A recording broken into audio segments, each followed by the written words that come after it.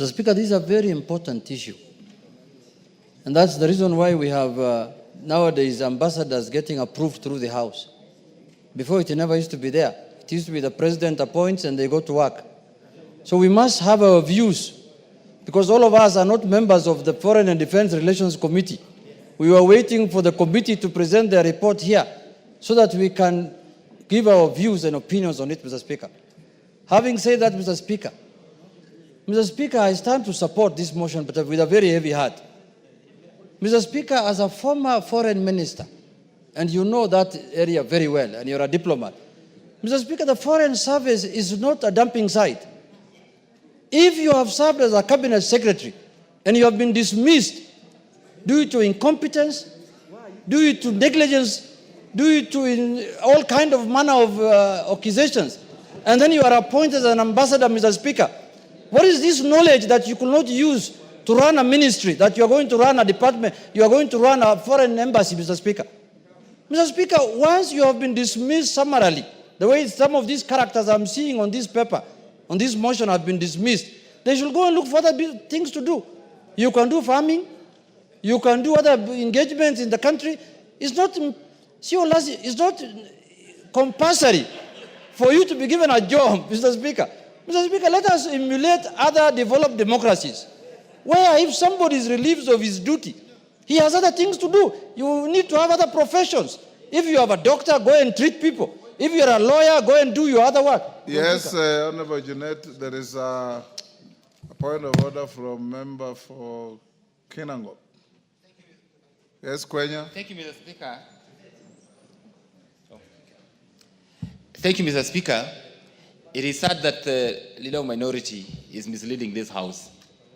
The cabinet secretary, the former cabinet secretary is speaking about or talking about, was not actually fired because of incompetence, because the president did not state any reason, and it is unfair for the leader of minority to continue misleading this House. That indeed the person who he is purporting to have been fired was fired for incompetence. In fact, he stated in the interview that he would serve in any capacity. I do not have, actually, he has insinuated. His insinuation is enough for us to know who he is talking about. Two of these nominees, Kwenya, are former cabinet ministers. So which one are you defending?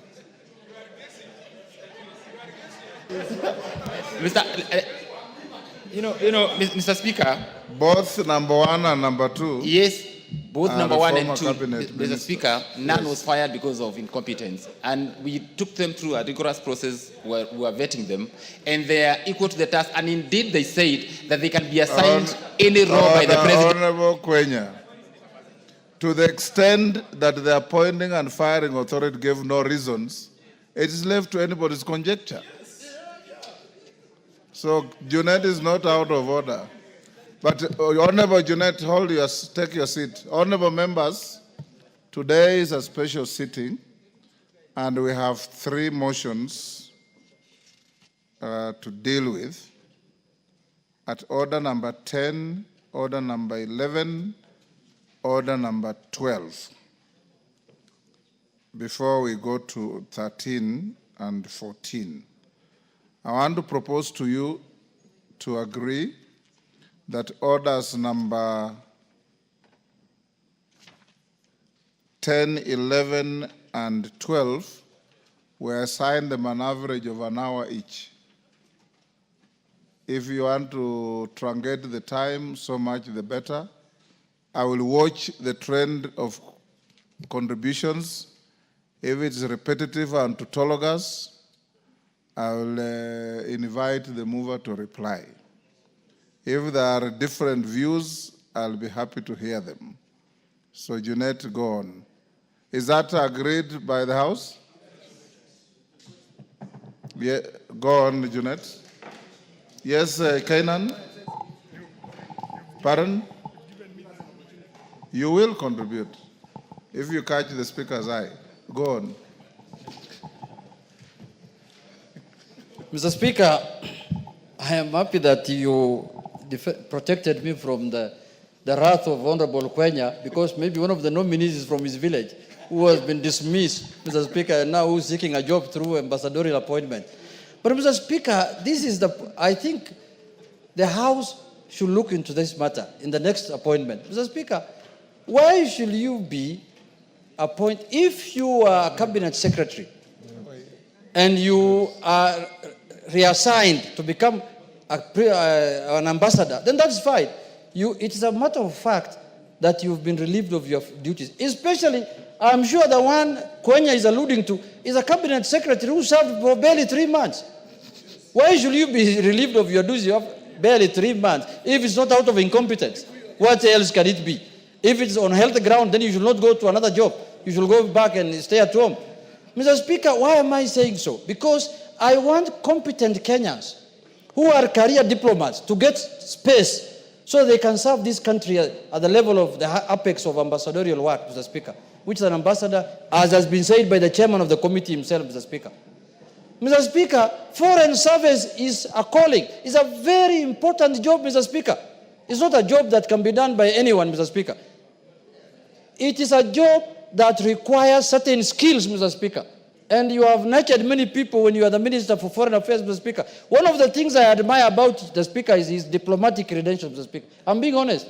Because we have fought here many times, and you tell me even in our mother tongue, it's dodgy, it's dodgy, it's dodgy. Calm down, man, calm down. Mr. Speaker, it's dodgy, quote in quote. So, Mr. Speaker, this is a job that requires special skills. What skills is that you could not run a ministry that now you have acquired within the last 2 weeks so that you can go and deal with it in those foreign embassies, Mr. Speaker. So, Mr. Speaker, this process must be taken seriously. Secondly, and most importantly, when somebody is being given a job of ambassador, please, I'm asking the executive they should do a due diligence. You cannot give somebody a job, and when he's told to appear before the committee is when she says, no, I'm not interested in this job. There are many Kenyans who want that job. Surely. Why should you be guessing whether this person wants the job or not? A former cabinet secretary was proposed to Parliament for vetting as an ambassador for which country? Ghana, Mr. Speaker. This is the second time people are declining to go to Ghana. Initially, a former member of Parliament declined. Now the former cabinet secretary again declined. Why should we be begging people with jobs when there are many Kenyans who are jobless, who have the requisite qualification to go and serve this country in Ghana? And you know, in Ghana, that is where the headquarters now of the African Free Trade offices are. We need a very important person there, not jokers who don't want jobs, Mr. Speaker.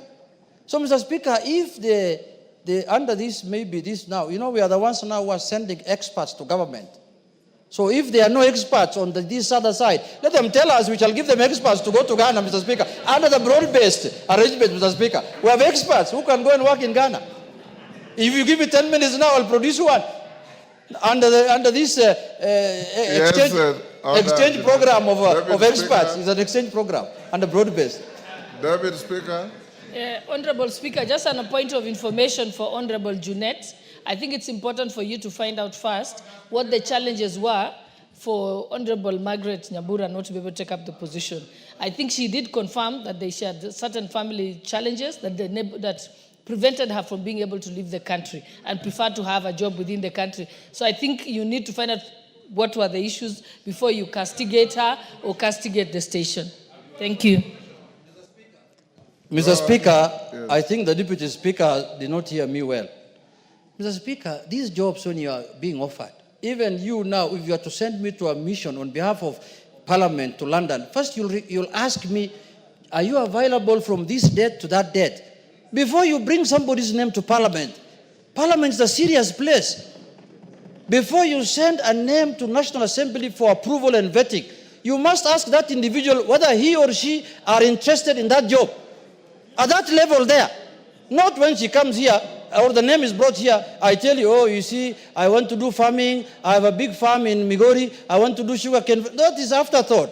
Before you give me an opportunity to serve, ask me whether I'm interested in this job. Because it's not the first time, it's not the second time. I don't want it to happen again, Mr. Speaker. I want this time Kenyans who are sure, Kenyans who are willing, to serve the country to be given an opportunity. In conclusion, Mr. Speaker, I support the motion because some of the members also whom I see there can do, let's give them a second chance now. Let's give them a second chance. We see how they perform. Because the first chance failed, Mr. Speaker. Now let us see, let's give them a second chance. We see how they perform, how they do, how they will serve the country. Mr. Speaker, with those few remarks, I support. Martha Wangari.